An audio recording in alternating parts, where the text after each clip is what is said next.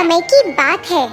विनायक नगर नामक गांव में 65 साल की एक औरत लीलावती रहती थी। वह अपने 2 बेटों और उनके परिवारों के साथ रहती थी। वह एक ही घर में रहते थे। लीलावती को स्वादिष्ट खाने खाने का बहुत शौक था। उसे अच्छे कपड़े पहनने का, आईने में अपने आप को देखने का बहुत शौक था। जब उसके बेटे काम पर निकल जाते, उसकी बहुएं अपने काम में व्यस्त हो जाती, मगर लीलावती को इस बात की कोई परवाह नहीं थी। बड़ी बहू, ओ बड़ी बहू, इधर आओ जरा। जी जी माँ, बोलिए। अरे क्या तुम मुझे वो गिलास दे सकती हो जिसमें पानी रखा हुआ है? लीलावती बहुत आलसी थी। अपने बाजू में पड़ा हुआ गिलास भी वह उठा नहीं सकती थी। वह हर बार ऐसे ही करके किसी न किसी को बुलाती और उन्हें परेशान करती। उसकी बहुएं उसका कहना तो मान लेती थी, मगर वह भी बहुत परेशान रहती थी, क्योंकि उसे खाने का बहुत शौक था। जब अच्छा पकवान पकता था तो वह खुद रसोई घर में जाकर देखना चाहती थी कि क्या पक रहा है। अरे बहू सुनो, तुम क्या पका रही हो? खुशबू तो बहुत अच्छी आ रही है। फिर जब लीलावती की बहू ने खाना बना लिया तो वह इंतजार करती थी कि वह रसोई से बाहर कब आएंगी। वह रसोई में जाकर सभी पकवान देखती थी, एक एक करके उन्हें सूंघती थी और फिर कटोरी में सामान भरकर चुपचाप अपने कमरे में चली जाती थी। भोजन के समय बहुएं पहले सबको खाना परोसती थी, मगर जब उनकी बारी आती तो खाना कम पड़ जाता था। उन्हें पता ही नहीं था कि खाना कम कैसे पड़ जाता है। कभी-कभी तो उनके पति उन्हें गुस्सा भी करते थे कि क्यों उन्होंने सही मात्रा में खाना नहीं बनाया है। ऐसा देख के लीलावती मन ही मन खूब हंसती, मगर वह अपने बेटों को कुछ नहीं कहती थी कि वह अपनी पत्नियों से ऐसे क्यों बात कर रहे हैं। फिर एक दिन लीलावती के बेटे बाजार से कुछ मिठाइयाँ लेकर आए और वो मिठाइयाँ उन्होंने अपने बच्चों के लिए रख दी। लीलावती से तो रुका ही नहीं गया। वह अपने पोते पोतियों के पास आई और मिठाई का डब्बा उनसे ले लिया। सुनो बच्चों, ये मिठाइयाँ मैं तुम लोगों में बराबरी में बांटूंगी। चलो अपनी आंखें बंद करो और अपना हाथ आगे करो बच्चों। ऐसा सुनकर बच्चों ने वैसा ही किया जैसे उनकी दादी माँ ने कहा। फिर लीलावती ने उस डब्बे में से कुछ मिठाइयाँ चुपचाप अपने पास रख ली और बाकी की मिठाइयाँ बच्चों को दे दी और फिर चुपचाप अपने कमरे में चली गई। ये ही नहीं, वह तो अपनी बहुओं की साड़ियाँ भी चुराती थी। जब उसकी बहुएं साड़ियों को तार पे सूखने के लिए टांगती, वह चुपचाप साड़ियाँ ले जाती। उसकी बहुएं परेशान हो जाती कि ऐसा किसने किया है। उन्हें लगता कि साड़ियाँ कहीं गुम हो गई हैं। माँ जी, आपने मेरी लाल साड़ी देखी क्या? मैं कई समय से ढूंढ रही हूँ, मगर मुझे मिल ही नहीं रही। मैंने उसे सूखने के लिए तार पे डाला था। क्या आपने देखी है? नहीं बहू, मैंने नहीं देखी। मुझे लगता है वो पड़ोस की राधा ने ऐसा कुछ किया है। कल मैंने वो साड़ी उसके पास देखी थी। हाँ माँ जी, मेरी साड़ी भी गुम चुकी है। मुझे लगता है ये राधा का ही काम है। तुम दोनों को उसके पास जाकर बात करनी चाहिए। ऐसा बोलकर उसने अपनी बहुओं को बहकाया। जैसा उनकी सास ने कहा, वह दोनों अपनी पड़ोसी राधा के पास गईं और लड़ने लगी। राधा की तो कोई गलती ही नहीं थी और उन्हें लड़ता देख लीलावती दूर से हंसने लगी। इनको तो पता ही नहीं चलेगा कि ये मैंने किया है। देखो कैसे लड़ झगड़ रही हैं। लीलावती ऐसे ही अपने परिवार में सबको तंग करती। फिर एक दिन जब वह खाना खा रही थी, लीलावती को बहुत खुशी हुई ये जानकर कि अगले हफ्ते दशहरा आ रहा है। और वह चाहती थी कि सब लोग नए कपड़े खरीदें। जी माँ, हमें कपड़े खरीदने चाहिए।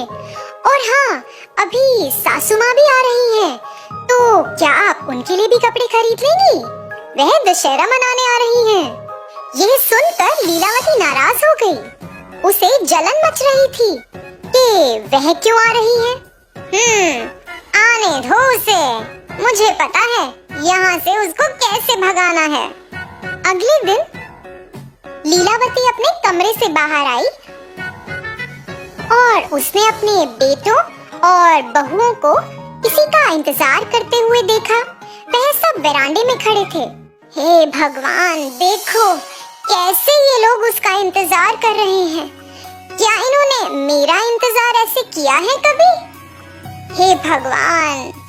फिर लीलावती के बड़े बेटे की सास वहां पधारी और जैसे ही वह अपनी गाड़ी से उतरी, बच्चे भागे दौड़े उनके पास गए।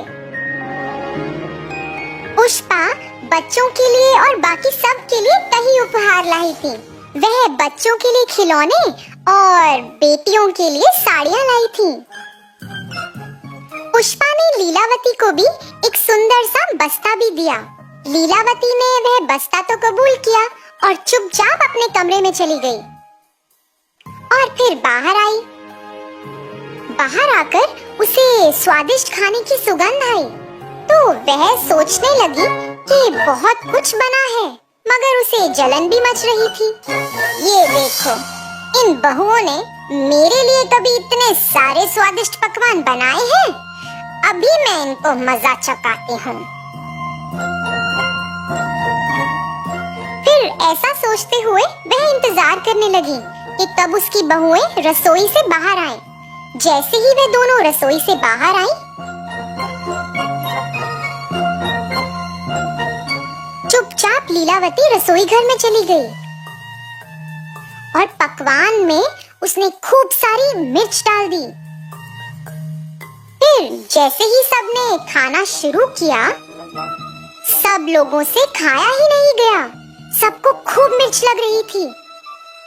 सब तो पानी के लिए तड़पने लगे, मगर लीलावती ने तो खाने को छुआ तक नहीं था। मगर उसे ऐसा लगा कि सबको शक हो जाएगा कि उसने कुछ गड़बड़ की है, तो वो भी नाटक करने लगी कि उसे भी खूब मिर्ची लगी और पानी के लिए तरसने लगी। मगर पुष्पा को शक हुआ। पुष्पा ने लीलावती को कुछ ना खाते हुए देख लिया था। उसे ऐसा लगा कि कुछ तो गड़बड़ है। पुष्पा ने लीलावती पर नजर रखनी शुरू कर दी। फिर ऐसे ही कुछ दिन बीत गए। पुष्पा ने ऐसा देखा कि लीलावती बच्चों से मिठाइयाँ चुराती है और अपनी बहुओं की साड़ियाँ चुराकर उस बस्ते में रखती है। उसने यह भी देखा कि वह चुपचाप रसोई में जाके सब्जियाँ कटोरी में भरकर चुपचाप अपने कमरे में आ जाती है। इन 10 दिनों में पुष्पा को लीलावती के बारे में बहुत कुछ पता चला। फिर एक दिन जब सब लोग घर पर थे, पुष्पा ने सोचा कि ये सही वक्त है कि उसे सबको बताना चाहिए कि इस घर में क्या चल रहा है। लीलावती, सुनिए, क्या आप वो बस्ता ला सकती हैं जो मैंने आपको दिया था? मैं आपको वापस लौटा दूंगी। फिर ऐसा कहकर पुष्पा झट लीलावती के कमरे में गई। लीलावती तो पुष्पा से पहले जाने की कोशिश कर रही थी, मगर असफल रही। पुष्पा ने वो बस्ता खोला और सब लोग उसके अंदर देखकर हैरान रह गए। उसमें कई प्रकार की मिठाइयाँ, बहुओं की साड़ियाँ, आईना और पैसे थे। वह ये सब अपने परिवार वालों से चुराती थी। लीलावती, तुम्हारे बेटे, तुम्हारी बहुएं और तुम्हारे पोता और पोती, ये तुम्हारा परिवार है, ये किसी और की नहीं है। ये तुम्हारा परिवार है। लीलावती, तुम्हें क्या लगता है कि ये सही कार्य है जो तुम इतने दिनों से कर रही हो? माँ, आप ऐसा क्यों कर रही थी? इसी कारण से बच्चे हमेशा आपसे परेशान रहते थे। माँ, आपको नहीं लगता कि जब हम काम से घर आते हैं तो हम थके हुए होते हैं, और आपको ऐसा करने की क्या जरूरत थी? माँ, आप सबके साथ खुशी खुशी रह सकती हैं। आपने सबको कितना परेशान किया है माँ। माँ जी, आपने ही हमें राधा के बारे में बताया था। वो मेरी कितनी अच्छी दोस्त थी। आपके झूठ की वजह से अब मेरी दोस्ती भी उससे टूट गई है। माँ जी, हमने आपका बहुत ख्याल रखा। आप ऐसा कैसे कर सकती हैं हमारे साथ? लीलावती को अपने से कम उम्र के लोगों को ऐसा कहते हुए बहुत बुरा लगा। ज्यादा बुरा इसलिए लगा कि वह उसके खुद के परिवार वाले थे। उसे एहसास हुआ कि वह कितना गलत कर रही थी और उसने सबसे माफी भी मांगी। उस दिन से लीलावती अपने बच्चों का अच्छे से ख्याल रखती थी। वह अपनी बहुओं का भी खूब ख्याल रखती थी। वह अपनी बहुओं की काम करने में मदद भी करती थी। ऐसा सब देखकर पुष्पा भी बहुत खुश हुई कि उसके रहते रहते लीलावती का हृदय परिवर्तन हुआ। तो बच्चों, इस कहानी से हमें ये सीख मिलती है कि हमें अपने पास मौजूद जिंदगी से संतुष्ट रहना चाहिए।